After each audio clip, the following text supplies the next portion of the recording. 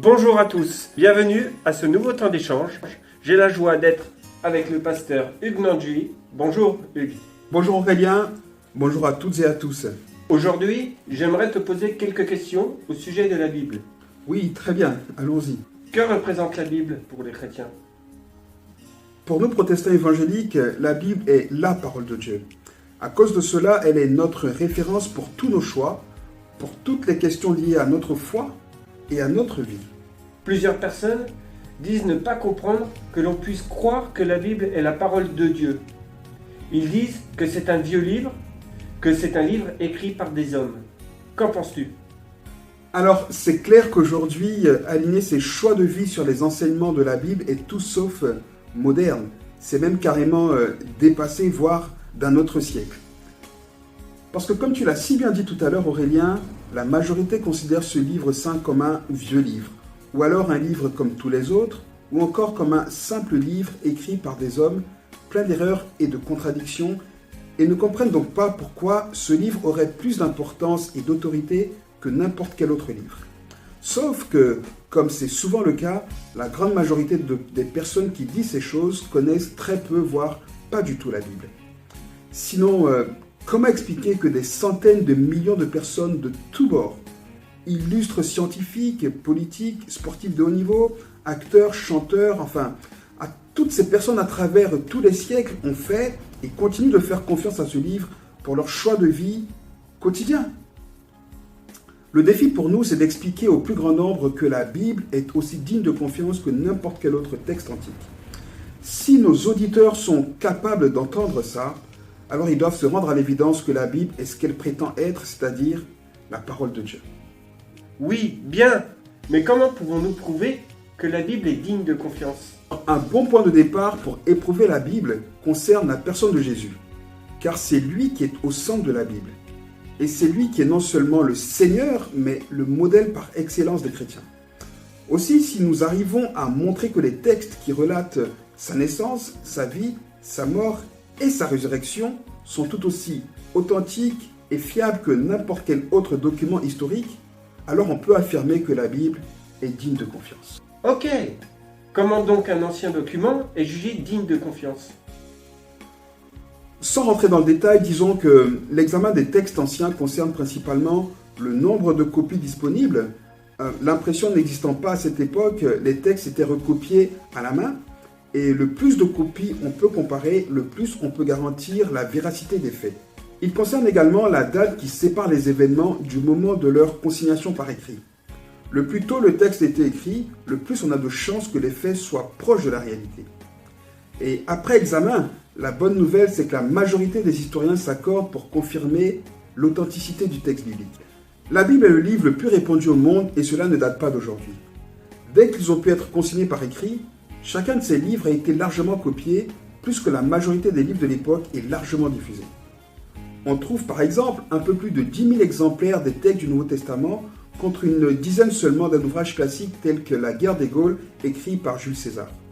On a donc beaucoup plus de copies des livres du Nouveau Testament que des différents ouvrages historiques parus à la même époque.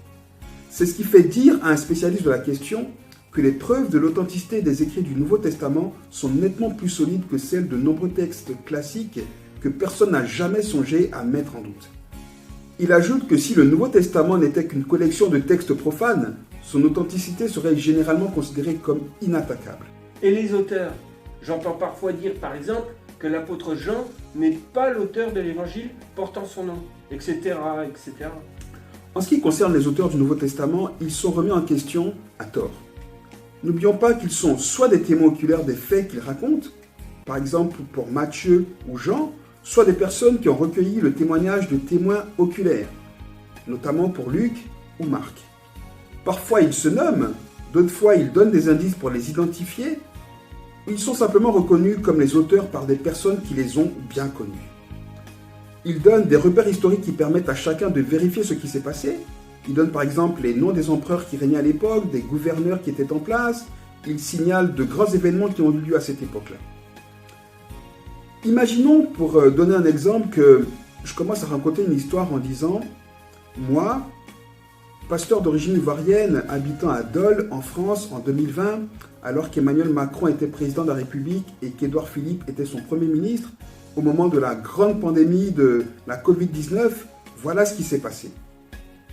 Voilà des indices qui vous donneraient de pouvoir m'identifier et m'authentifier comme étant l'auteur des faits que je raconte. Et c'est exactement ce que les auteurs du Nouveau Testament ont fait. Ah, d'accord. Alors, le champion indiscutable dans ce test, c'est l'apôtre Paul. Ses écrits sont largement réputés comme étant les meilleurs du Nouveau Testament. Il a signé toutes ses lettres, donc pas de problème d'auteur.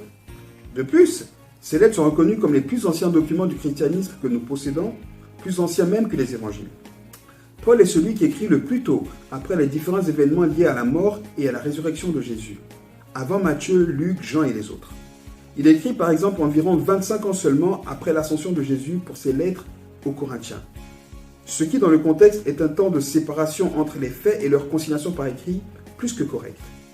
Et ce témoignage est d'autant plus précieux quand on regarde le parcours de l'auteur. Qu'est-ce que tu veux dire? Eh bien, je veux simplement dire que Paul était, ne l'oublions pas, le persécuteur en chef de l'Église. Paul avait un ordre de mission et son ordre de mission était clair. Il devait faire disparaître la secte du Nazaréen.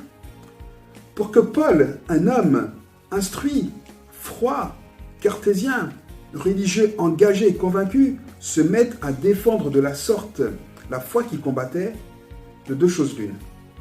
Soit il avait viré dans une folie certaine, soit les faits qui constituent le cœur de ce message, notamment la résurrection de Jésus, lui sont apparus comme évidents et vrais.